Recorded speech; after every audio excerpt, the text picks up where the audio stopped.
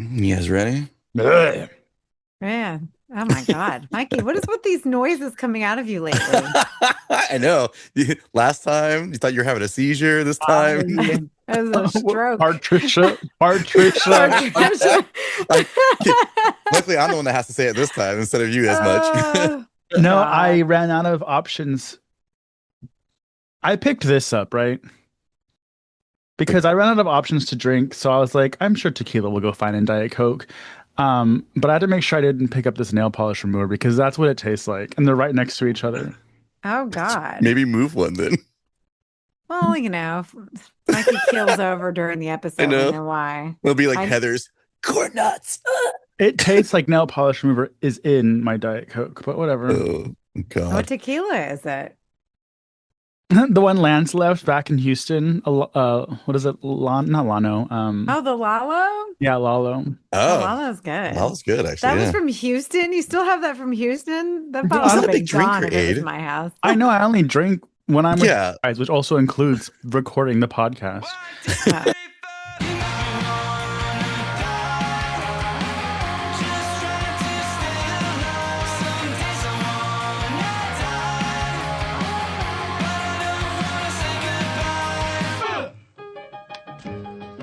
This is Jenna Cannell from Terrifier, Faceless After Dark, and Renfield, and you are listening to Slashers Podcast.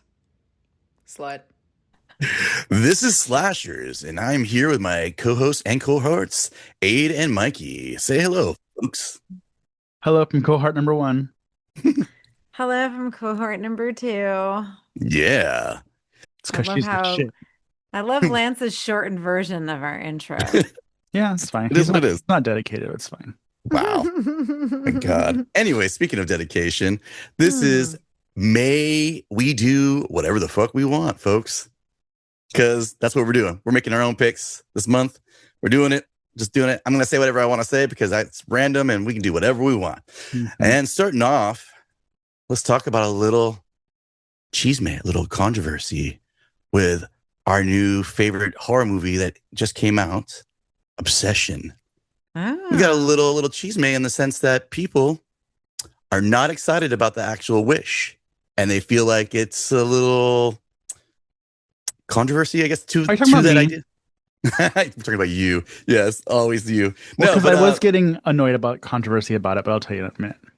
Okay. yeah, well, I mean, it basically like well, it's kind of written. I saw something actually a little bit on Bloody Disgusting and a couple other sites where people are talking about the fact that the main character wishes for the other co-main character of the movie to be his all everything, and people are a little upset with that kind of outcome or the actual factor that this poor girl who's a victim, basically, if you really break it down in this thing. And so now that's getting a little backlash. What do you guys think? Have you heard anything? Any of that?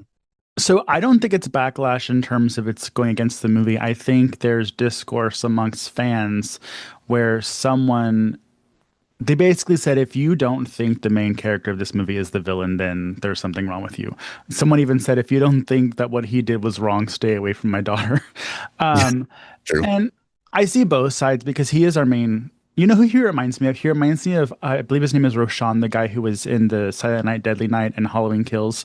Yeah. He's cuter than that. Someone compared him to the dearly departed CK that I will not mention, but I'm like, I'm not gonna put the energy out there because he does not look like that to me because I think he's cute. Right. But when we've had thoughts when we were younger, especially like in high school. Obviously, magic, far as we know, is not real. Right. And you'd be like, if there was a love spell to make your crush fall in love with you, would you do it? And as a stupid kid, your first reaction is like, well, hell yeah. But you don't think about and like, I'm not going to get into spoiler territory and stuff. And it's supposed to be fucked up because that's one of the most disturbing things about the movie. Yeah, you're the only one that's seen it out of the three of us so far. Yeah, one of the most disturbing things about the movie is she loses autonomy. And it's really difficult to speak on it because that's one of the points of the movie. So I won't be speaking on it. But it's also like, guys, it's a movie. Like, Yeah, you're supposed to be uncomfortable. It's a fucking horror movie. yeah. Like, They show in what? the trailer when he makes the wish, and he obviously doesn't think it's gonna work. He is beating himself up because he had the chance to tell her what that he liked her and he blew it. He's a super, I hate this word, but it's the only thing I can come to think of. He's a super beta male. Doesn't stick up for himself, doesn't do anything. And so when he loses it, he has this wish stick. He's like, fuck, I just wish she would love me more than anyone in the world. He broke it. He didn't know it was really, he didn't know it was going to come true. Now, Right. that doesn't clear his slate because it gets deeper. But yes, he's a morally gray, leading more towards darker gray in the morality department. Yeah. Hey, did you heard anything yet previous, or obviously you're giving your views now, but To the movie, I haven't seen it yet, so I no, don't. not the movie, but as in the allegation-y kind of. I don't think it's allegations. I think it's people always. I gotta find something to bitch about. Yeah, like you just want to stand in your fucking soapbox so you can make a goddamn reel about it and talk about this, that, and the third. Yeah. It's a film. If you like, and I want to equate it along the lines as I think it's a little bit of a more forgiving premise than something like Fatal Attraction, for example, where they kill an animal. Well, yes, she put the bunny in the pot, but actually, let me think. Did they do that in this one? Oh God, don't tell me. I don't want to know, and I hope that doesn't happen. No. But yeah, no, or even like Swim Fan, right? Like these men sleep with these women and don't expect anything of it, and then all of these horrific things happen afterwards. Right. Like this is not the first time we've done this in a horror film, and it is scary. And I would argue that yes, while it kind of posits that women are that these types of films sort of exploit women and try and inherently say that they're crazy or whatever. Yeah. But why do they go crazy? Why are they exhibiting these things? Because of a fucking man, right? Yeah. In this situation, yes, definitely. And I would argue that women are better at, are better villains in this case or whatever, what have you, because,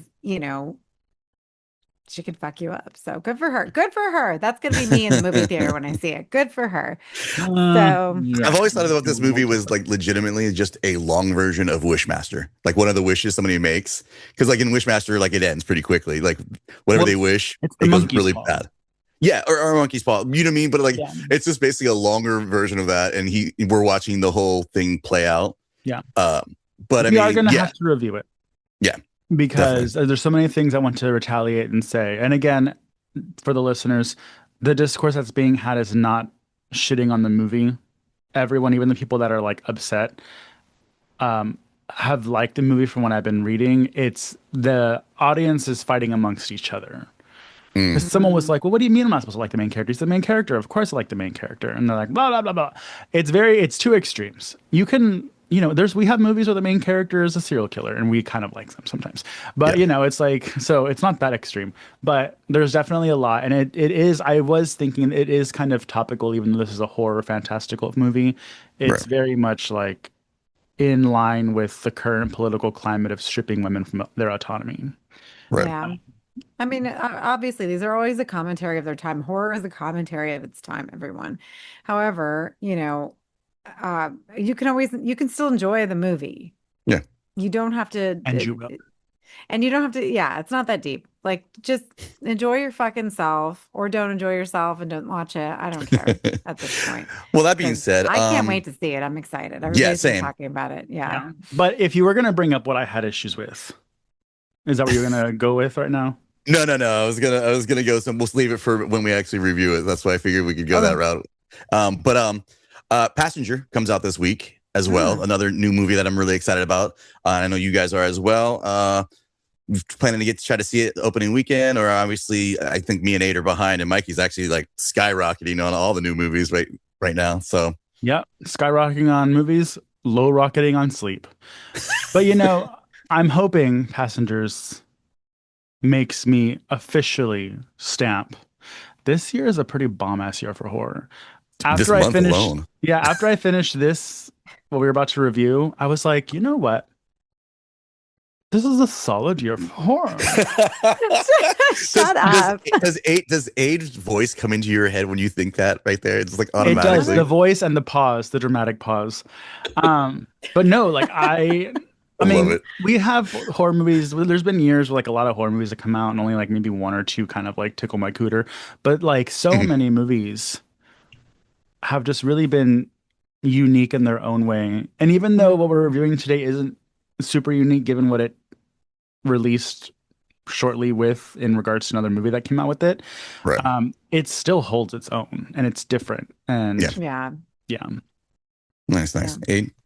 I mean, this year, it's not a bad year for horror because, and honestly, like, and this is my thing, because usually I get annoyed with all the new films coming out because they're usually like Blumhouse or something that's, that I know is going to be did overly you know CGI. Obsession is Blumhouse? Obsession is Blumhouse. And so Blumhouse has the capacity to release or to, produce these really, really good horror films.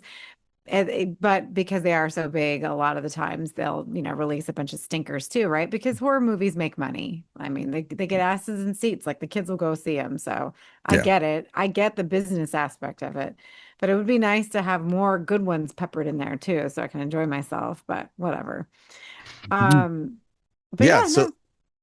So other news kind of going on right now. Sam Raimi is actually going to try to do a remake of the classic Magic, the one with Anthony Hopkins was in it with the puppet. So the original kind of like you mentioned that recently, that puppet. Yeah. Oh, the McCarthy doll, but I think the McCarthy doll is a different one because I thought it was with Magic, but there's another horror movie that has the McCarthy doll with the like little monocle and everything like that.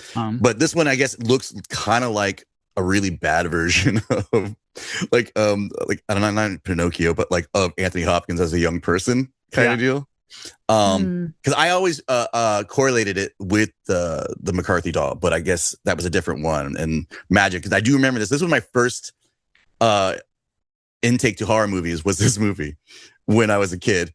Because my aunt really wanted to see it, and it was like my first introduction to puppets and them not being or being autonomous horror figures by themselves before Chucky, like before any of those kind of things, before Puppet Master. Like this was my oh shit. Your they live to the Did you ever see the black and white Twilight Zone with the girl doll? I forgot her name. Oh, Talking Tina. Yeah. I but only after this, which is kind of a weird way to go into it, but yeah. So Sam Raimi is thinking about taking this over. For me, it's a little weird because I was a kid, so I don't think he even saw it since then, to be honest with you. So it doesn't really register. But I mean, what about you two? Have you seen it? Does it make a difference to you, him doing a reboot? I read about it. I don't have full faith in Sam Raimi right now. Throw your stones at me. Not that he's bad, but just I haven't really seen him, because Send Help was his return to horror, right? After a very long time, after I believe Drag Me to Hell, and to me, Send Help wasn't horror. It was great. I love the movie, but it wasn't very horror. It was a thriller, basically.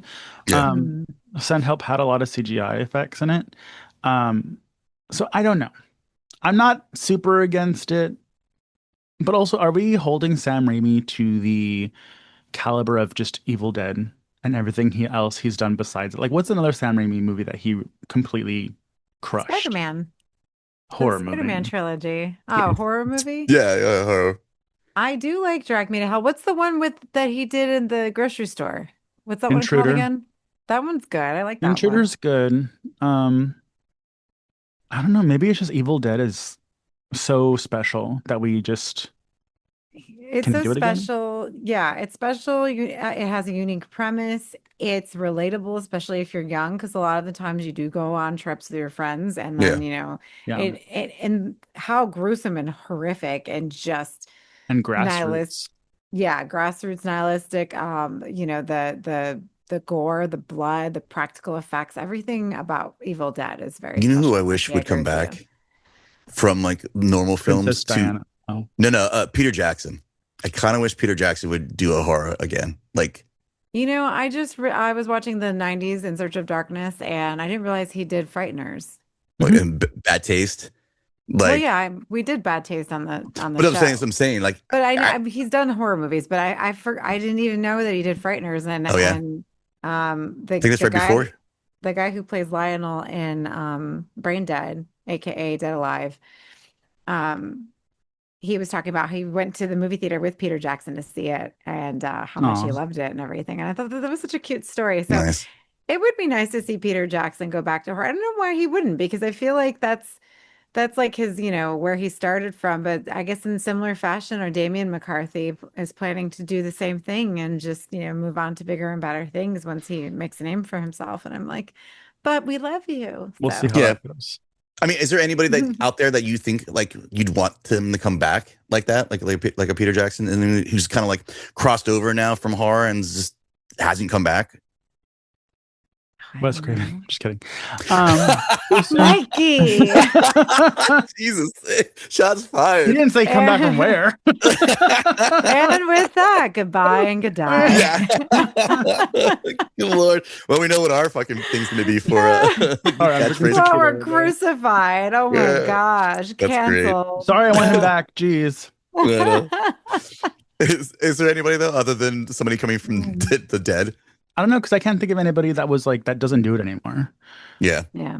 Um, I mean, we have so many great horror. I mean, and so many of our great ones are gone, right? Toby Hooper's gone, Wes Craven is gone. So it's kind of, I mean, John Carpenter does do other movies besides horror, but he is the father of horror. Like yeah. he can't, and is he going to do anything? I don't know. And then when we were talking to, why can't I think of his name from Gremlins? Oh Mm. yeah. The kid from Gremlins. Well, he's not a kid Forgot his anymore. name. Rob Lowe. Why can't I think of his name? He was so Zach? sweet. He was, yeah, Zach Galligan. Sorry, I Yeah. had a brain fart. We were talking to Zach Galligan at the Houston Horror Film Festival. He was Yeah. talking about how Joe Dante, like, yes, I mean he's Joe Dante. He could theoretically do it, but he's not as quick as he used to be. And so we're just losing. As we get older, we're gonna lose a lot of great directors, and it's just Is John Bob Lennon Clark still dead? alive? John Lennon, the Beatle.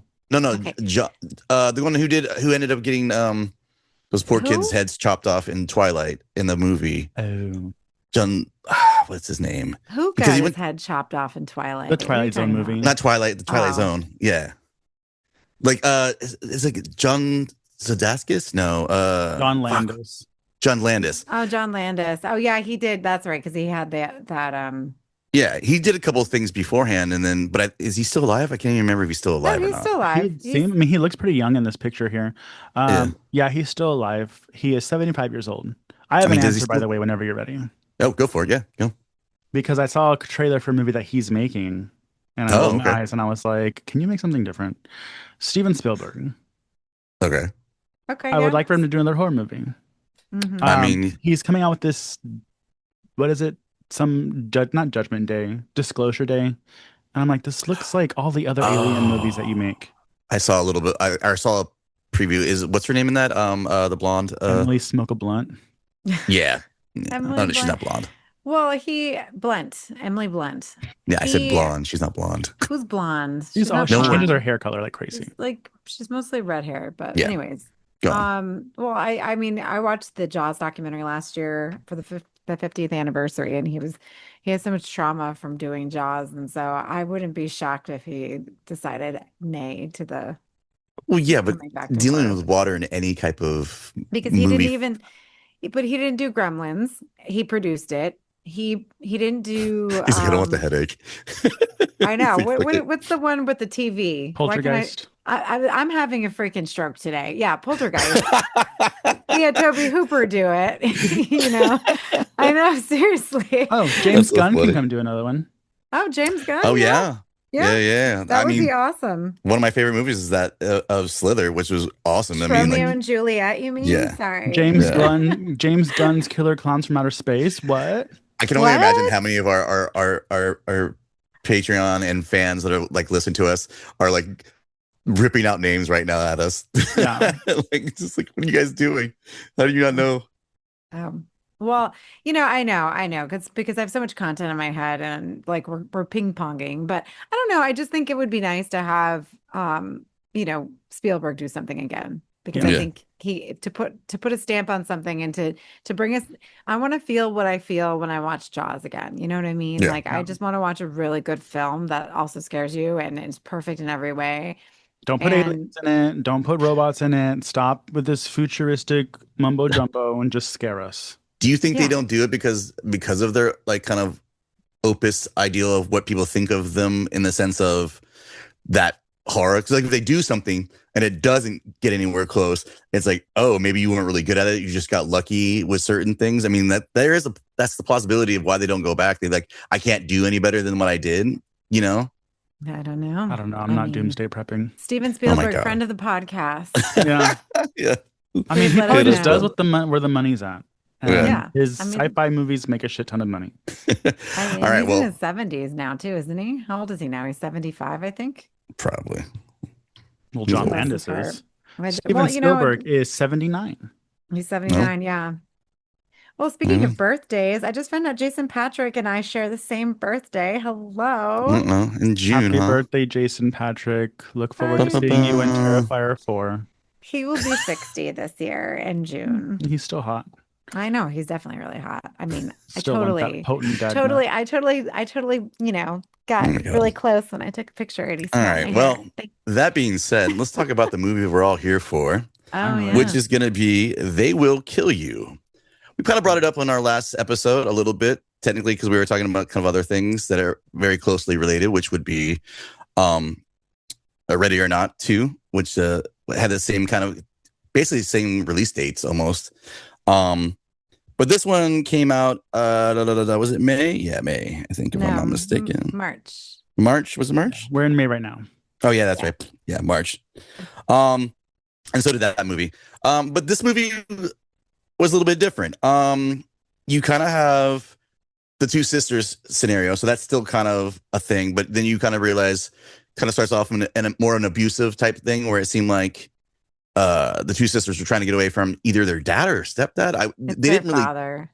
Yeah, like It's just they white. kind of like beamed over those parts of it. It comes back later on, I guess. No, they didn't beam over beam. No, They just said talk dad. about it the whole movie. They said Like, dad. We're But getting you could away say that from about our your father. Father. Lance, why don't you think that's their dad? Yeah, I'm really curious as to why Yeah. you think that that's not their father. Because he's white. Okay, Folks. well, Zazie Beetz, who's the main actress, is half. What did we learn last time? Was it She Slavic could have been or German? Spanish in this. German. She could have been a whole bunch of different She's things. German Don't and you kind black. of And put it it on doesn't one matter end? because my mother's white. I don't look Oh like my her. gosh. Yeah. I mean, Jesus, Lance, your mom is white. Yeah. Although, I get it. Well, I'm not saying that. Either or. Mm. They still could be a stepdad. So let's It's go not off. their stepfather. It's Oh the my God. father. Oh my God. Why are we having Lance, this conversation? Why are you on this cross about this? Who interracial cares? couples are a Why thing, you're- Lance. Oh my God. Why are we Either focused way, on this? They're You know running what? away from. You He's didn't from a know certain who he time was, frame. and we're Oh my telling God. you. This Yes, time frame. Mr. Oh my Gen God. X over here. This is here. Jeez. Listen, folks. Again, they're running away from their adult figure holder of their lives person. Their sperm So- donor. Yeah. Mm. So Yeah. either way, you can obviously tell they're abused. They're, trying to get away. The older sister is trying to do what normal older sisters do, protect the younger sister. It's just kind of one of those things. They're in a place. I don't know how this guy finds them. He seems really good at tracking people. I don't know what that is, but breaks down. The older daughter shoots the dad. She ends up going to prison, and the younger daughter is left with the father for more abuse and more horrible things to come, unfortunately for her. But we catch the situation is kind of a very Tarantino, like kind of like you start off in one spot of the movie and then you end up in another spot of the movie, which I liked in this. Like, I thought they did a good job of it. You see it happen a lot, but in this situation, it worked very well and kind of the way they set it up. But they end up, she's at a hotel and she ends up getting there. And then that's when we run into one of the other main figures of the movie, which would be, who is it, Mikey? Partridge in a pear tree arquette. Patricia. Yes. So we're introduced to her character, who is basically like the lead, I guess. What would you call them? Lead maid She's the person? matriarch of the cult. Of cool. Well, yeah, that and the Oh, you mean other like maid. the lead maintenance? Yeah, the maid. Yeah. She first manages the member. hotel, She's basically. head of Yeah. maintenance. Yeah, no. Right. Yeah, and but what you're failing to mention is yes, what's her name? What am I failing to Zazie, mention? Go on. Zazie Beetz' character. I think her name is Asia in the movie, right? Asia. Asia and Asia. Maria is the sister. So Asia, when she leaves prison, she's trying to track down her little sister once again, and that's Right, how but- she gets to the hotel. You're not mentioning that. I understand that, but where we come in, you don't know any of those things, do you? I don't remember. And I Yeah. just Well, saw Lance, it. you didn't know it was their father, so why? Oh my God, I said stepfather gonna And compared to actually, her father. name is Maria, ca- so maybe she is Spanish. You are right. Thank you again. Who cares? They could be black and Spanish too. Either- The father could have been Hispanic. Oh my How do you God. know he's white? You can't Either tell. what he Either looked or. like. Oh my It was gosh. dark out. Oh my. It Okay. was dark out. Not that dark. Jesus. Oh my God, Lance. Lance, everybody is Gen X. Here we go. Oh my God. Gen X is here. Everyone, We're we're talking about the demonetized father who's already. Keep white. going. I Jesus know. H. You Okay. can't spell demonetized without demon. Go ahead. Oh my It's a God. segue for you. Either way. Segway. So That's how you Uh, say it, Boston. she Jesus Christ. All right. Lance, you're Off losing the rails. control of the room. Both of you are like going to town here. Either or. So basically, you end up in a situation where she meets a couple of the people who are staying there in the beginning. So you run into Heather Graham, who's also in this movie. And then I don't think you meet the brother later on or another character. but- I guess I don't know if he's the brother. When of did you Graham. watch this movie? Because literally, Tom Felton and Heather Graham come in at the same time. They don't actually. They do. They do not. They do. They get It's into Heather Graham in the beginning and the two old people in the beginning. Tom comes in later on when they come through the door, and then he puts off yeah the thing when they go into he goes the to try to hotel shoot her. room. Exactly. And Heather Graham wasn't with him at that point. So if we're going by who knows what and watch what, that would be me. Hence why I'm doing it. When we get to this point, we're sitting here thinking to ourselves, what is she here for? Just a job. If it's a job, she's like sitting there. You kind of feel like there's something going on. They see a couple other of the maids celebrating some kind of, I guess, congratulatory like thing, but you don't know exactly what it is. She's told to stay into the room, basically just like any other kind of job, I guess, an overnight job if you're working at a hotel like this or whatever. Seems a little creepy, and you're kind of like, whatever. As she sleeps, she does kind of like normal things that you would probably do from a prison. You know what I mean? Like she puts like the chair by the door. She's untrusting of the situation, but obviously you're thinking, oh, she just needs a job. She just got out of prison. That's kind of what you feel that's why she's there in general. Mm-hmm. Like there's no, I know she's there for the sister or any of those things at this point in time. Like it's just, this is a normal job. These are strange people. We know something is up though, because she comes to the front door and I forgot what she said her name was. It was some Hispanic name. And Yeah. Patricia Arquette was like, you sounded different on the phone. And basically she's like, bitch, where's your accent? Yeah. Yeah. So something is amiss. Yeah. And it was interesting too, but because I think that she starts getting paranoid because she notices little things off in the room. Mm-hmm. And it's a pretty Oh, yeah. big little apartment. Those hospital apartment rooms she are got. big. Yeah. Yeah.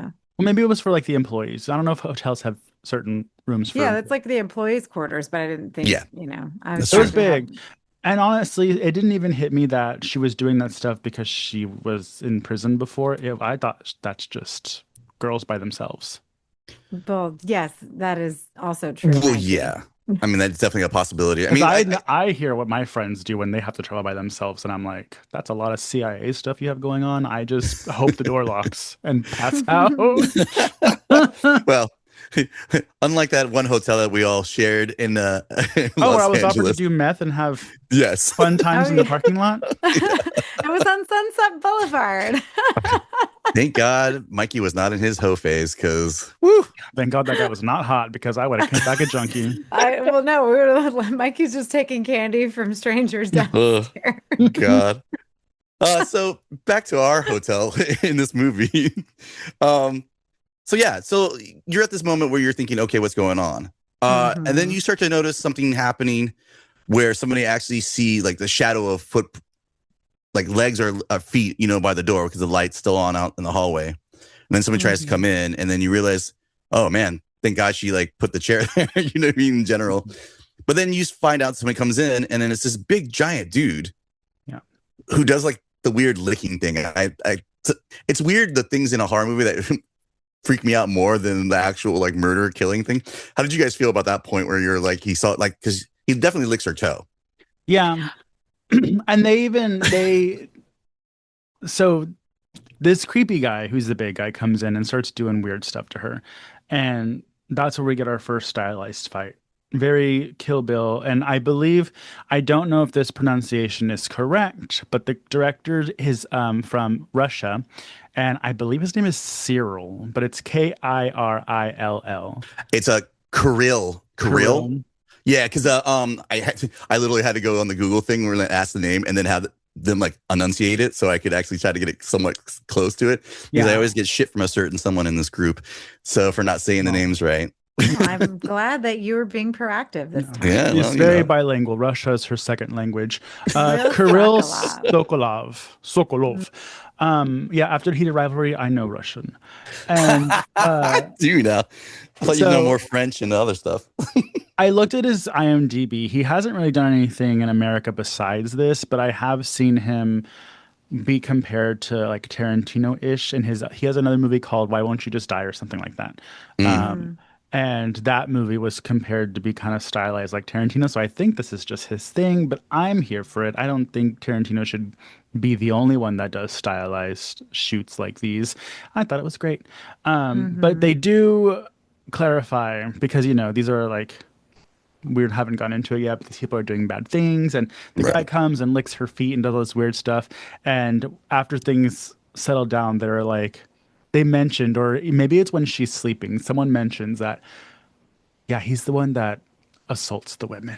Oh, yeah. I mean, that was like, because you're getting to that point where like, you just think it's one weird dude. I mean, if you're just thinking it, one weird guy in a slicker suit, she's probably right about making sure that like, you should put a chair on the door. And then the fight happens and she does like a pretty badass moment there. She protects herself, but like kind of gets lucky because he trips over, I think, the rug and gets knocked out, if I'm not mistaken, over something, and he gets knocked out. And now she's alive, and then all of a sudden she runs to go hide. And you think she's just going to go hide. Like, I mean, honestly, you're thinking, okay, she's just trying to be safe. She runs to the closet like almost every other horror movie you've ever seen in certain, ones. And 3 other individuals come through the door, which is now some of the other characters that are going to be running around. And you're thinking, okay, also wearing black, kind of like, I know what you did last summer, slickers. They're like, never mind. Oh, Like, what were you going to say? I realized it wasn't appropriate. I was going to say like Klans hoods, but black ones. Oh my God. Well, they look they're wearing robes, everyone. Cult This is clearly, hoods. yes, this is clearly a cult. So it stands to reason that they're all going to be in some sort of hooded thing with a mask on. Yeah. Now, were you prepared? I mean, maybe because we saw some trailers, and I think they did kind of have this part in the trailer. But were you expecting the main character, Asia, to come out of there like that, like just guns a-blazing? Because that's basically what we all got. I put the pieces together because she has that big suitcase and she puts it in the closet. Yeah. And she knows that she has something planned. And then she like beelines it to that closet whenever she can. So I'm like, there's something in there. Spoiler alert, everybody. This is probably going to be where we ruin the first surprise. So if you want, I think you should watch this movie if you haven't seen it. Balls to the wall, go watch it, come back. But it's gory, like it's very legitimate. Gory, yeah. But also, it appears as though the trailer gives away everything, but the trailer actually doesn't. The trailer gives away everything up into what just happens. Right. Because I thought, spoilers, turn around. I already warned you. I thought, oh, Heather Graham, Tom Felton, they're all dead in this first fight because we saw in the trailer she kills all of them. Yeah. I mean, literally chops his head off. Yeah. Yeah, I was like, oh, I guess it was just a cameo. Like, I literally did not. Same. Yeah. Yeah. But nay. No. Well, you find out basically they are mystical. They have some kind of witchcraft kind of deal. But yeah. They're immortal. And Satan, they are, followers of Satan. Yeah. This is a satanic panic movie of 2026, everybody. Which I love, the fact that the fact that she came out there and it's a weird vibe where you get it. She thinks she's in power because she's like, I just ruined these people, whoever they are. You kind of find out at that moment when the situation where, what's her name in the movie? The head main lady. I want to say her name the whole time. Yeah, Patricia Arquette's main character. Her name is Lilith. Lilith. Okay. Oh, that's so Lilith was in there, and you realize that Lilith's like, who are you? And she's like, where's my sister? Like, this is the point where they both kind of go, oh. Yeah. They know that both of them have been lying this whole time, that they both have a secret. Did you enjoy that spot? Because I kind of really liked that part where it was just like, it's the moment where you realize, okay, here we are. You're my main person, get out of the way, and you're my main person I need. Like in a weird. I liked it because I love all kinds of horror movies. All horror is valid, but and because I've been watching so much, I was like, okay, this is different because we don't have the typical helpless girl. We're like, no, she's here to fuck shit up, and she's here to get her sister back. She's not some innocent, frail, like, she is going to kick your ass. Yeah. Which is what makes that twist that happens shortly soon so like, oh shit, because she's like, she wasn't expecting to have to deal with supernatural elements. Right. Yeah. Hey, would you same thing? Yeah, she kicked ass. Like, I loved it. I thought like, she's very empowered, and I love horror movies where you know, you're not like a flaky little whatever the whole time. Yeah. Like, you're already coming in with some sort of sense, and like, you know, we know that she's up to something. And then when all of them come out and they're piecing themselves back together. I think literally. Yeah. And like, oh my God. And the special effects in this movie were great because I'm sure there was CGI there, but it looked great to me. Like, they played it off way better than a lot of movies would have done. And like, what a premise, because like, it's not even, because, you know, most of the time when you're decapitated in these films or whatever, like, that means you're done. Like, if you're a vampire, you're decapitated, if you're whatever, and once they decapitate you, it's over. Like, no, he's literally putting his head back on. Yeah. And it's like knitting itself back together. And I'm like, this is such a cool premise, because like, it would be messy and nasty like that if you were like truly immortal and you could put yourself back together. Like, that's what would happen. Like, and you caught that part where he says that too, where he says it's still painful when it happens. Like, you know what I mean? They don't take away from that idea where like, oh, there was nothing, or, you know, I wasn't bothered by it. He was like, no, that sucks. I hate getting my head chopped off. And the only reprieve she has, because at this point there is like a sense of panic as an audience member, because she's locked in this hotel with hundreds of people, because everyone's in on it. The maids, the employees, the visitors, whatever they're called, guests, they're all immortal and they're all in on it. Well, I don't know about the visitors, but the employees are. And you're like, well, no matter how many, obviously she has the capability of killing. So far we've seen 3 at a time. There's so many, but they don't die. Like, and so there's like, well, what do you do? The only reprieve she has is that when she kills them, it takes them like a minute to come back to life. Like, it's not like they just don't go down. They go down for a little bit. So she has time to like figure something out, but they come back.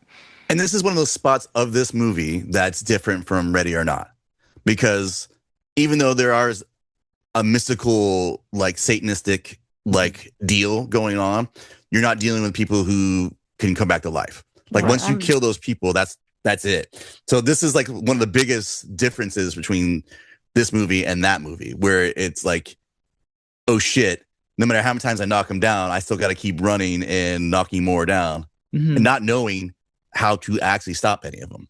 Well, and it's not even she can't just leave either, right? Because she has to. She's there for a reason. So she still has to stay long enough in order to find her sister and get the fuck out. Yeah. I mean, there's several different things you got to go on with this movie right now. Is A, find the sister. B, how do I kill these people for good or get out of here? And then the third, get out of here, like, with my sister alive. You know what I mean? And like, and make sure she's alive. But at this point, you kind of start to realize, okay, yeah, she's got a whole bunch of people around them. They're in jeopardy. She still hasn't found her sister. And then at one point she finds the sister. Like, she basically, I think the husband of the main girl, Lilith, is a woman, Lance. Little lady, little woman. But that's the thing, is then you find out that the husband is kind of tired of doing this. Like, you find out there's other aspect of this. They've been there for years, like centuries. they've been taking people off the street. And there's this other ideal where it's like, yeah, we've been doing this, but we've been doing it because we thought we were taking out horrible people. Well, Like, they Yeah. were. They yeah, were, but It was a now rough neighborhood before. yeah. yeah, they've taken out so many people that it's become a good neighborhood. Or The unfortunately, gentrification is what Yeah. made him start changing his mind, which is kind of like fucked up in its own way. Yeah. But I was thinking this director, and I believe he's the writer also, is from Russia. And I love Lilith and her husband's story because he's black and she's white. And that is important because it talks about they're super old. They're from like a long, long time ago. And they Yeah. even talk, they don't go in detail, but they're like, you remember how hard it was for us in the beginning. So like it's insinuating like back when, I mean, if we're far from perfect right now, we're actually going backwards. So, Yeah. rise against the machine, everybody. But it talks about how it was rough for them because of the race difference. And this is kind of why they ended up in this predicament that they're in. And, we have the main actresses, which are mixed, or at least we know Zazie Beetz in real life is mixed. I'm assuming in the film they're also mixed because they have a white father. But I'm like, I wonder if this director or writer like has some like wants to like showcase this like social injustice, but it's strange because he's not from here. He's Russian, Well, I mean, Russia has its own issues too, right? I don't think there's any black people in Russia. I'm gonna say it. Well, no, but they are. I mean, isn't it in Russia like where that one punk band, the girl band, got arrested or something? Yeah, Pussy because- Riot. Yeah. Pussy Riot, yeah.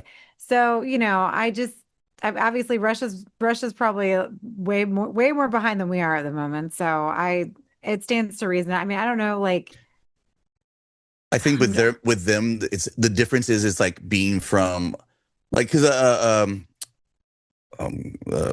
what's the country that they were attacking? Russia was attacking. I'm going blank on the name for some reason. Ukraine. For them, I think it's a difference between being culturally, Ukraine's from Russia. You know what I mean? They're like a part of the same culture and thing, but now they're their own thing. I think that's the way they have it, like that, how they emulate thing as having a race thing. It's more of a cultural, like, yeah, they're from over there, or you know what I mean, like they're from the south side of things or whatever it is. And I think it was easy for him to say, okay, in America, since I'm doing this in America, what's the cultural same to that kind of degree, which would be black, white, Hispanic, Well, white. this is, we love to insert interesting facts in Slashers podcasts. The black population in Russia is estimated between 40,000 and 70,000 people out of the 144 million people. This demographic is relatively small and consists primarily of African immigrant students studying at Russian universities. Okay, that makes sense. That sounds terrifying for those students. Well, my God. I don't care how good that school is. I'm Yeah. gay and I'm not even going to go to school over there. No, exactly. Yeah, and I mean, isn't Snowden still living in Russia? Like he can't come back. Yeah. Oh yeah, I think so. Yeah. But Did you like that I think diagram? I think it's ironic, and I think it's also interesting that they would have that Patricia Arquette and her husband in the film. They have all this struggle, and they are not accepted by regular society. But the society that does accept them is the cult Yeah. that just so happens to worship Satan and The sacrifice Church of people. Satan. It's a going thing right now. So, they can't, the only thing that accepts them is something so heinous, but that's where they feel safe, Yeah. and I think that that's so interesting because they sort of mention that and later on in the film. Yeah. But of course, what ends up happening and who does what, well, we'll get there, but anyways, Yeah. continue. Before you continue, I have a quick question because I don't think because I finished it today. I started it earlier and I mentioned it earlier, but I only had like 30 minutes left to finish it today. Did they mention why Patricia Arquette or Lilith is either Scottish or Irish? One of those. I think she's Irish. Why? I don't think so. I think it was just more of a came over during the time in New York where it's just, they traveled over here because it was safer, at Well, the time. The Okay, only but connection I could make Ireland was that, existed back then, Lance. Right. I understand that. But they still had to come over here because it wasn't good in Ireland for them. And it was more opportunities here in America, which is the time frame they came over here. well, I was thinking if she was Irish, Yeah. but again, they didn't extrapolate on it. If she was Irish, when they hinted at how old or how long ago they came over, the Irish population was shit on highly Yeah. by the other white population. So I was like, maybe it has to do with that also. But again, like they just didn't go into any of it. She just randomly had an accent. Yeah, I think they just left it for you to kind of see the old pictures, and I think that's why they put in the storyline of the husband and her, and Yeah. kind of explaining where they're coming from, and like they weren't like horrible individuals, but over the time they became horrible individuals. They're a 'Cause product now of they're society. yeah, and I this movie did a great job of that. Like, you know what I mean? Honestly, like they rolled into that. They kind of give you a little thing. You understand where the husband's coming from because now the husband's actually helping Asia and his her sister, you know, try to get out of there. And you have a point where the sister doesn't want to leave because she's like, you left me when I was younger. They're the only ones that accepted me. So you get a little bit more of that where like this occult is accepting people in a certain way. But as long as you are able to kill off one person, it's okay. Like, you know what I mean? Like paying the price to be accepted or have a family like that. Yeah. Well, they don't always kill their sacrifice, right? So sometimes that's when we learn at some point in the movie, somebody will get in there and they need to sacrifice them, but they decide, okay, no, we're not going to sacrifice you. We're going to give you a chance to become one of us. Well, in this case, the sister got lucky because one of the maids was stealing. And I guess they basically said, hey, check it out. We're going to kill her and you get to take it, you know, the advantage of being, she's the sacrifice now, and you can take her place as one of the maids and have the opportunity to become better in the sense of living forever kind of deal. So you understand how the sister is going along, because then obviously there's the issue with the older sister and her because she left her. She feels betrayed by her. You know what I mean? Like, why did you do that? You know, you left me basically because you shot him instead of, you know, staying there. And then you ran off. She ran. Yeah. She didn't stay behind to whatever. Yeah. So you got a lot of different things where basically going on for Asia. She's trying to fight her way out, dealing with her sister now that doesn't want to go with her, trying to convince her, you know what I mean? Like, this is not a good place. But then you realize that Asia is the actual sacrifice for the day for her sister to become immortal. Well, so then, not completely. It was supposed to be the girl that she took over her identity. Yeah. The girl that was supposed to show up. Right, but they were still going to do it anyways. That's the thing. So, like, even though she took the spot, now she put herself in a bad position because she tried to get in there. So there's all these layers to this movie, like already, and it's really rad. Like, basically, did you guys expect it, like, from the trailer to where we are right now in the movie, like all the stuff going on? No, because like I said earlier, the trailer stopped in the beginning after Heather Graham and Tom Felton, all of them got killed the first time, which is why I thought, oh, the trailer just gave everything away. But all that happened so soon that you don't really know what's going to happen. Yeah, finally a trailer that doesn't tell you the whole movie. I love that. Yeah. And also too, it's like on two different levels, right? Because on one level you have the batshit wild crazy gore and all the action and everything going on and like the eyeball, like everything is batshit crazy in this movie, but everything works. But it's also a very deep movie too on top of it, right? Yeah. So it's just everything just works seamlessly. And yes, it does remind you very Tarantino. I like that it's not Tarantino, even though it also does the feet thing. So like he must really there's so much homage to Tarantino, but yeah, because I was gonna say, well, you think you put that in there because of that? I'm like, well, yeah, I don't know. Like, I wonder if that's the case. That's hilarious.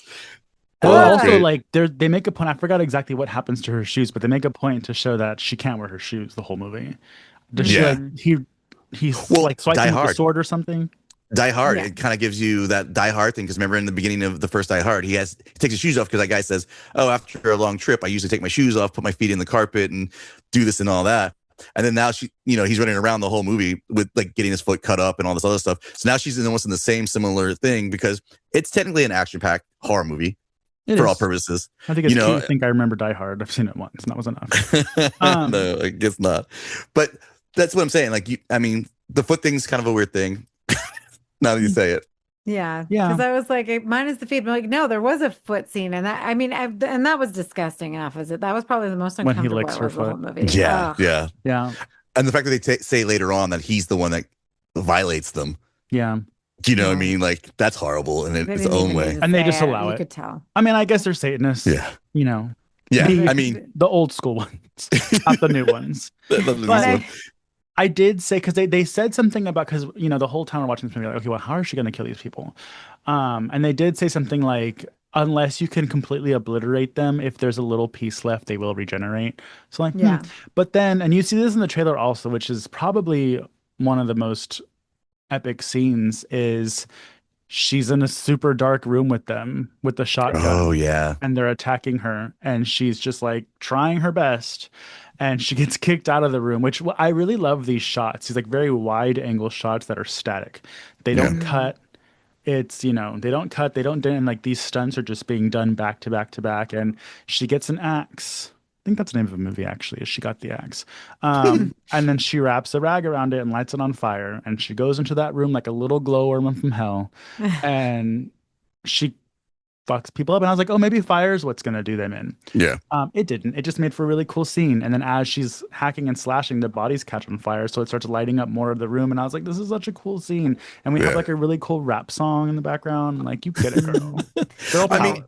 and my thing about this movie too is you think about it, they go from close quarter type of stuff when they're doing the tunnels, when they're running around, Yeah. like in those underground tunnels, and then also in this movie, it's almost like a classic Japanese movie where it's basically there's different levels in this hotel. Like each level is going up and up to the thing. And thanks to the husband who helps that, has that where he helps and does that kind of thing. It gets to the point where she's fighting everybody, and it basically breaks down as they get captured. Mm-hmm. And then they take them to the boss. Basically, what happens is a lot of fighting. I don't want to ruin all those stuff because there's a lot of good scenes in this movie with a lot of fighting stuff, a lot of Mhm. gore When and Heather Graham blood. turns into that thing from Beetlejuice. Oh my Yes. God. That's so funny, Bob. And the movie is so entertaining in so many ways. Like you're Yeah. laughing, you're crying, like everything is like you're scared. There's just literally you feel every emotion for this movie. And I Yeah. don't want to pinpoint it. Like I wouldn't say it's a horror comedy, but I mean there was enough comedic relief in it to just make me feel like comfortable for her in a second, like for Yeah. just a moment Yeah. before all the shit starts up again. Oh my God, just and like it is so empowering. It's so Yeah. empowering to watch her do everything. She literally does like all her own stunts. Mm-hmm. Yeah, they're saying, like, I think even AIDS notes, they were saying that she really went all out, like, to train to do this. This is her first time being the main character in a movie. She's also in Deadpool, where she was also in the TV series Alana. She's done a lot of really cool stuff, and she's a really good actress. Honestly, everybody in this like killed it. You know what I mean? And I think this is the first thing I've seen the Tom in since Tom Harry Felton. Potter. Yeah, like honestly, like Yeah, he might have been in other things. I'm just saying this is the first time I've seen him in a while do yeah. anything, and he was still on point. I thought he was great. Heather Graham was great. Just everybody in that ideal was like really good. hmm I really liked Tom Felton's character. Like, I really liked him in this movie. Yeah. And he did a great job. And it's nice because it's like, you always think of Malfoy when you immediately see him, right? Because that's like Yeah. his main thing. Unfortunately for him. I didn't really think of him as Malfoy in this movie. No. So I thought he did a really good job at separating, like, he is a very good actor. I feel like all of these Harry Potter people are just going to be like pigeonholed into that for the rest of their lives. So we're so sorry, Yeah. but it's Harry Potter. But I just love Zazie Beetz in this. I Yeah. mean, she is so beautiful. Like her expressions, like the way she emotes, just her movements, everything. I mean, she's so fucking cool. Like I mean, and like all of the other things that she's done, like I feel like this is so different from everything that we've seen her in before, like the Joker movie, for example. Like oh my God. Yeah. Like just everything she did, like it was such a grueling movie for her to be on. I mean, every day she's doing so much all day. Like she's getting the shit kicked out of her all day long. Like everyone else is not as like active as she is in this film, the entire film. And so like Other than Heather Graham, maybe. and not even Heather Graham was not even as much as her. And Well, I yeah, mean, not as much. but like to see Heather Graham do this, but isn't she what was she in? She was in that weird one with Barbara Crampton. Flesh. Oh, yeah. Flesh. Yeah, but she did a lot of that movie too. But I feel like there's another action movie that she's been in that she Austin probably. Powers. But every time I saw Heather Graham, I would always, there was a split second where I was like, is that Lindsay Lohan? Oh, I wow. don't know what it is, but We need to see Lindsay back in another horror Oh, movie. yeah. That'd be Lindsay, if cool. you're listening, I love your romantic Christmas comedies, but I would love a horror film. let's stub our pussy up, Lindsay. Yeah. So we get to the point where in this movie they're captured. They're taking him to the big head honcho, Satan himself. Literally, Yeah. the big head. The head. Take them to the head. Oh my God, it was James Remar. Oh, Is that who wait. played the voice for James Satan? Remar was the pig. Yeah. Oh, that's so Yeah. funny. But you realize that you literally have to, like, I thought it was going to be a book. I honestly thought, because they said that you got to write the name into the flesh. So I thought maybe it would be one of those like Necronomicon type of things where it's the book of skin, or whatever it is. So you find out literally that Satan literally talks through this pig's head, and just a pig's head on a stake. It's a little underwhelming, but almost at the same time, quite hilarious, because these people put this thing on top of their head, as you will find out later on with Patricia Arquette's character. I don't think they usually do. I think that's how Satan was trying to help her when she asked for help. Right. Maybe that is probably true. I love the pig head. I thought it was perfectly on brand. I thought it was creepy because it's a bigger pig and there's writing on it. I thought, how like sometimes they'll write the meat portion on the pig. I thought that's what it was, because you couldn't really read what it said.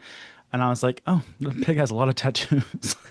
I mean, it was disgusting. It was gross, but like, it was like, it was just the way it talked, like how it moved. Oh my God. Honestly, this was a really good use of CGI. Well, mixture, because I think they did mix like animatronic with CGI. Obviously when the pig's fighting.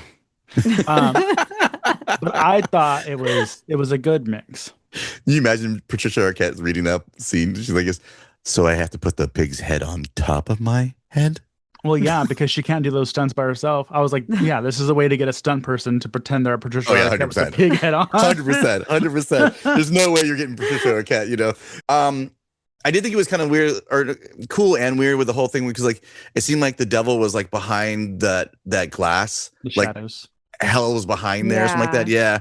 And then it kind of goes, that was probably the only cheesy CGI that you probably see in this movie, honestly, where I loved it. He slides into the pig's head type deal. But it kind of reminded me of Warlock, which is one of my favorites. But oh my God. It reminds you, it's why do you always have to talk about Warlock? It's Satan, it's witchcraft. Like, come on. Why are you guys gonna like always get down on? Because that was not an homage to Warlock, that was an homage to Nosferatu, Lance. Oh my God. All right. The hand going over the candles. Well, yeah, that part, but I'm talking about the part where it just went into the... but Warlock supersedes and that. next we're going to find out why he thinks it's also paying homage to the Gates. Oh, yeah. You did. I didn't want to say it because you two will go off more on that. No, I would love to hear it, Lance. No, either way. One of the scenes I liked from this, because this is the final scene, basically, where everything's about to like come to a climactic ending of sorts and whatnot. Did you like the idea, which I thought was funny, because when she kills some of the other guys or puts them in a position where like they're gonna keep dying, and then like they come back to life, and then they die again because they're still stabbed? Yeah. Did you guys like that part? Because I thought that was creative, and I thought it was realistic enough to what would happen. It's kind of slapstick, which I'm not really a big fan of, but it was fine. It didn't feel out of place or anything. Yeah. So creative. Like the amount of kills in this film and how everything is just so unique, and everybody has, their own death, and it's not the same person dying the same way over and over again. Like, one, to come up with that many ideas, and two, to actually execute them in the film and we see it. Oh my God. And so beautifully, like the cinematography, everything was just like, everything was like like an art piece. Like it was just mesmerizing to look at. It was kind of like a video game too. I know Lance mentioned earlier, like each floor kind of represents like a different level. And then literally you go to the final boss and have the final showdown. And like with the score and the fighting styles, like it's kind of like a badass video game.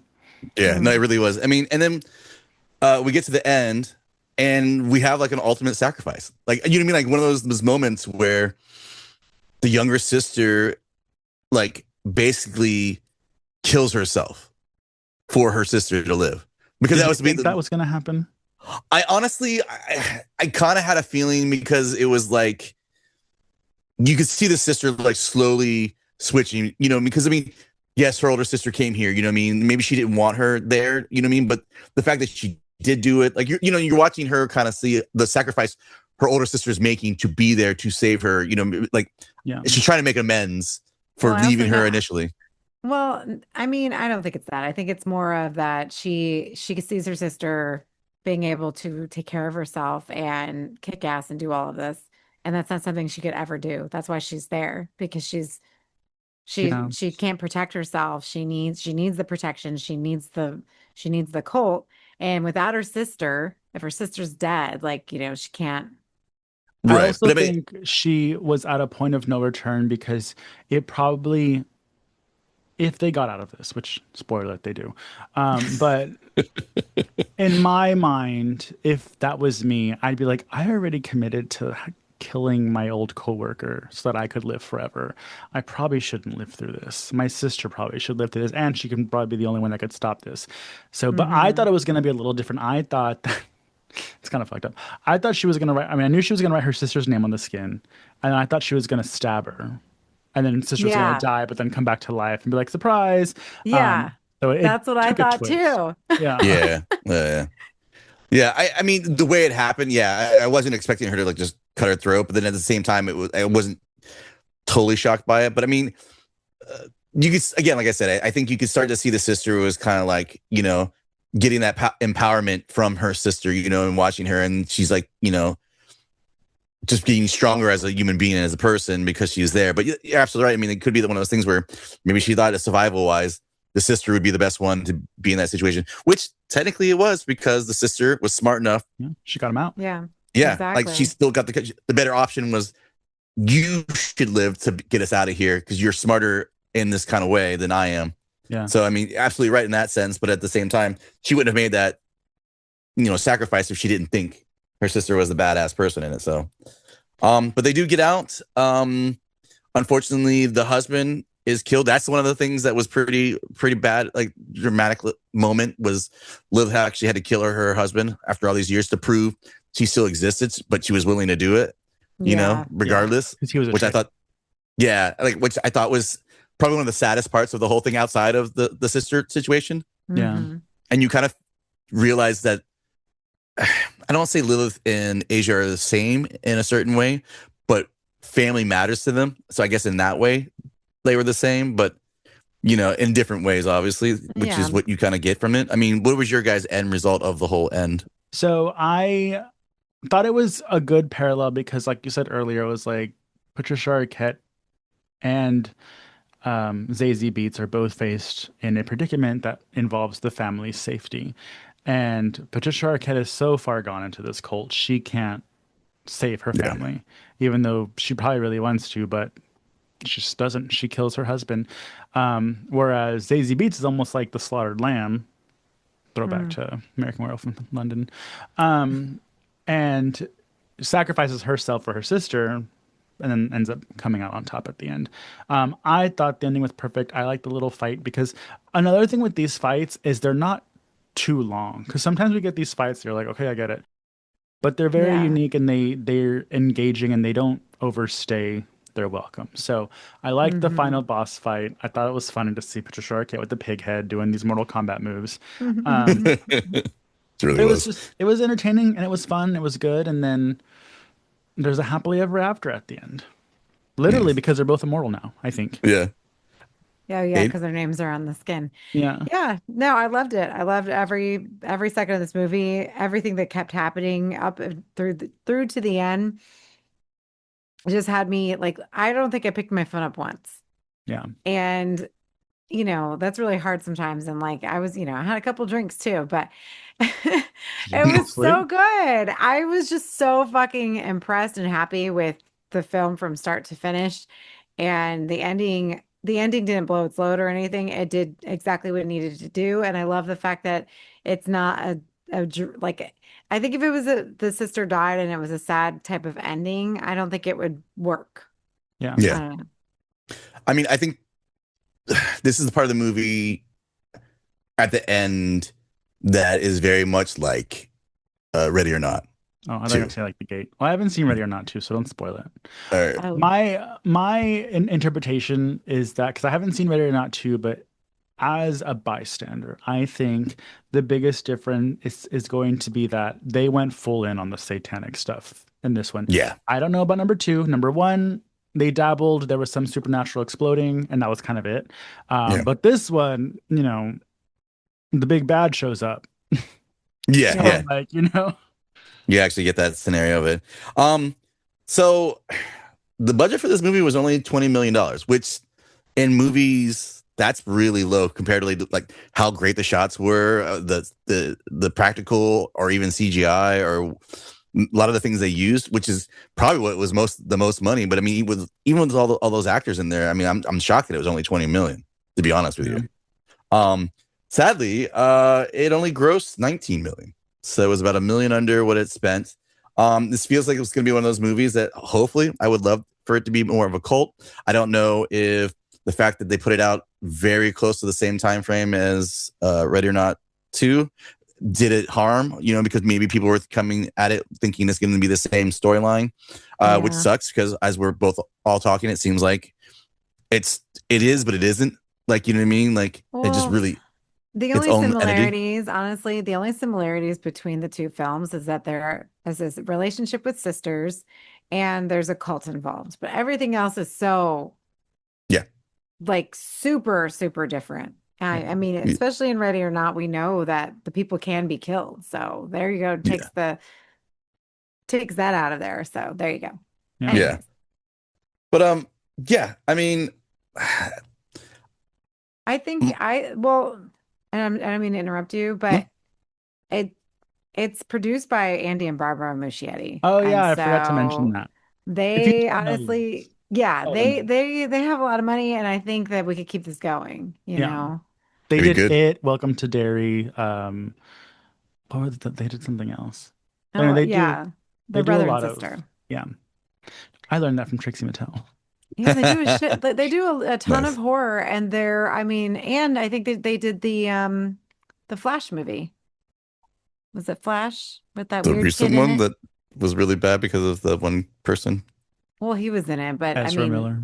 Yeah. yeah, but And yeah, that's unfortunate for them because I mean, dealing with him personally, that's what I mean. Like it's just that sucks. But I mean, no, and that's the thing too, is again, this movie ends where it could be possible that you get these same sisters back again, and you have another storyline. Where maybe they're in a different city, different thing, and maybe they're trying to save people. Maybe there's more cults in different cities. Who knows? Final thoughts, guys. What rating you want to give it? Would you see it again? Would you rewatch? What we got? Yeah, I think it was great. I would definitely rewatch it. I would give it about a 4.5 out of 5.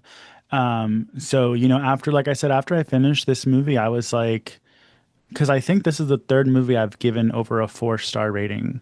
And the other ones were Hokum, Obsession, this one. I think that's it. And so, this was for me like the turning point to be like, if Passengers does well, which I'm being positive, I'm optimistic, I mean, then I will be like, okay, this is like one of the best years we've had in horror in a while. Wow. Hey, what about you? What about you? Oh, no, I would definitely give it a 5 out of 5. It's going in my top 10 list. Oh, are you ready to do it now, right in a second? Well, yeah, To I'm remind writing it yourself? down because I have to write them down or I'll forget. The woman's brain. Ladies and gentlemen, at the end of the year, it does a struggle. Even though she's said it throughout the whole year, she'll like be like, which ones do I like? And then when either me or Mikey say one of those movies, she goes, shit, I forgot about that one. Yeah. Yeah, so you have to write it down. But anyways, no, literally, I think it was I have no problems with this movie whatsoever. I loved every second of it, and I really hope that we get I hope we get more unique storylines that are engaging and just a fresh take on something because the reboots need to stop. Mhm. Okay. I mean, I think Magic probably needs to be rebooted, but whatever. Anyway. Yeah. Yeah, I'm up there with you guys too with this. I mean, definitely either 4.5 or 5. Just because it hit all the marks that you want in a horror movie. You get gore, you get a little action, you get a decent storylines with the characters, one side and the other side of it. It'd be interesting to hear about, maybe a little bit more of like the gardener. devil. Yeah, the Gardner characters, maybe how the building got there in the first place. You know what I mean? They slightly kind of hinted things, but they didn't really explain it.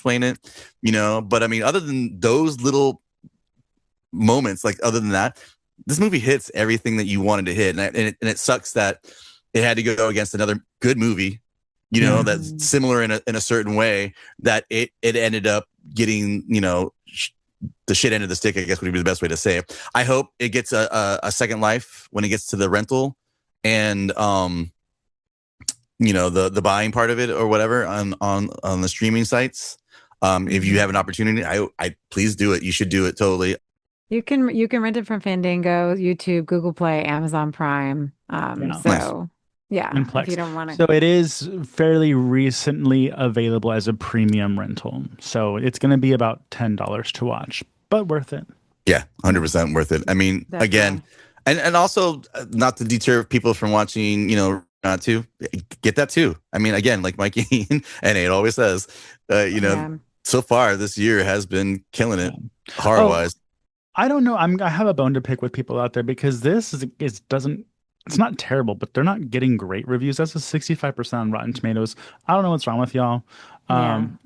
Take a stick out of your ass, enjoy a movie, smoke a blunt, take a shot if you're of age, and just have fun with the movie. If you can, try to see if your theater still has it. Sometimes they do last minute showings where the movie's about to leave. It'll be $5 to watch it. I would have loved to have seen this in the theater.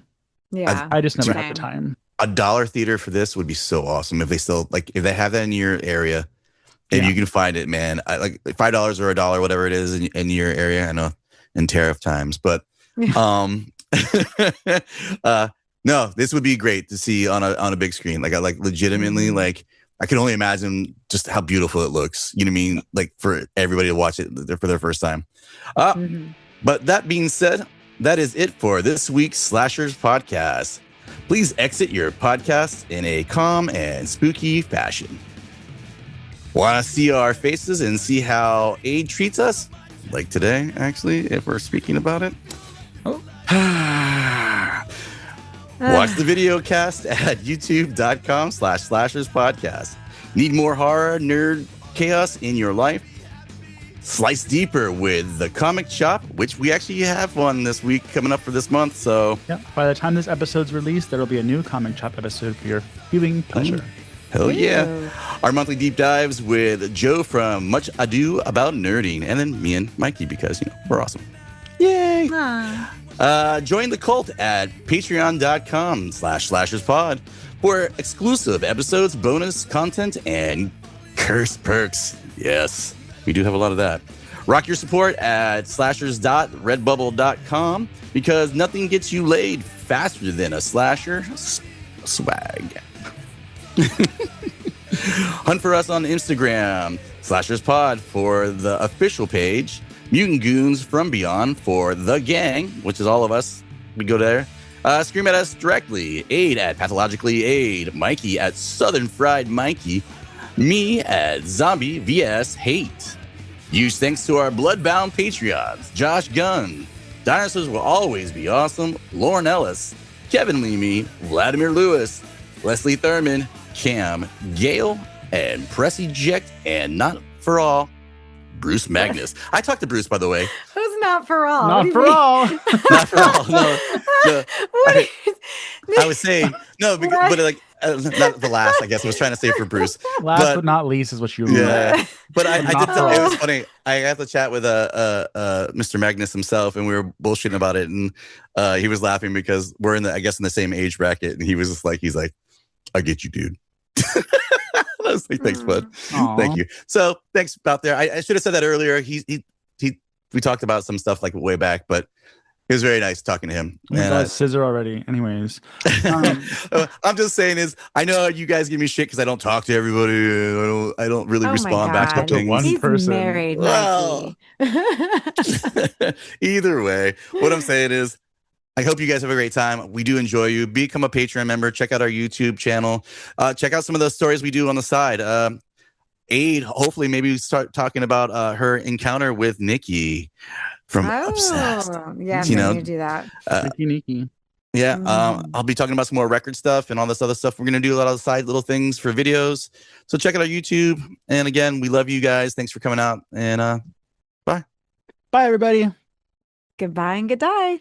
Bye.